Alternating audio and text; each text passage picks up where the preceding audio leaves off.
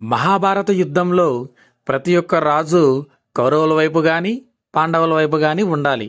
కానీ ఉడిపి రాజ్యానికి చెందిన రాజు మాత్రం రెండు వైపులా ఉండక యుద్ధం జరిగినన్ని నాళ్ళు రెండు రాజ్యాలకి సంబంధించిన వాళ్ళకి అన్నం పెట్టే బాధ్యత నాది అని చెప్పి మాట ఇచ్చాడు. 18 రోజులు యుద్ధం జరుగుతున్నంతసేపు ప్రతిరోజు కూడా ఒకరికి ఎక్కువ ఒకరికి తక్కువ కాకుండా అతను భోజనం పెట్టడం స్టార్ట్ చేశాడు. అయితే మధ్యలో ఒక పాండవుల్లో ఒకరైనటువంటి వారికి సందేహం వచ్చింది. నువ్వు ఇలా రోజు మన దగ్గర ఉన్న సైనికులు చనిపోతున్నా సరే అన్నం ఎక్కువ కాకుండా తక్కువ కాకుండా ఏ విధంగా భోజనం పెడతానావని అడిగాడు. అప్పుడు ఉడిపి రాజు చెప్పిన మాటలు ఆశ్చర్యాన్ని కలిగించాయి. ప్రతిరోజు రాత్రి శ్రీకృష్ణ పరమాత్ముడు నాకు వేరుశనగ గింజలు సప్లై చేస్తాడు.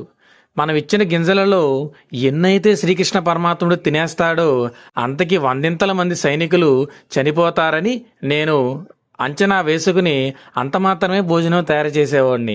దీనివల్ల ఎంత వండినా సరే ఒకరికి ఎక్కువ అయ్యేది కాదు, ఒకరికి తక్కువ అయ్యేది కాదు అని సమాధానం ఇచ్చాడు. సో దీన్ని బట్టి మనం తెలుసుకున్నది ఏంటంటే నడిపేది నడిపించేది అంతా కూడా శ్రీకృష్ణ పరమాత్ముడే. రేపేమి జరుగుతుందని తెలిసిపోతే మనిషి మానవ ప్రయత్నాన్ని ఆపేస్తాడు. ఈ విధంగా ఉడిపి రాజు 18 రోజుల పాటు అంతమంది సైనికులకి ఎక్కువ తక్కువ కాకుండా భోజనం సప్లై చేశాడు. అందుకనేనేమో మహాభారతం యుద్ధం జరిగి 5000 సంవత్సరాలు పూర్తవుతున్న ఉడిపి రాజుని మనం ఇప్పటికీ గుర్తుపెట్టుకుంటాం.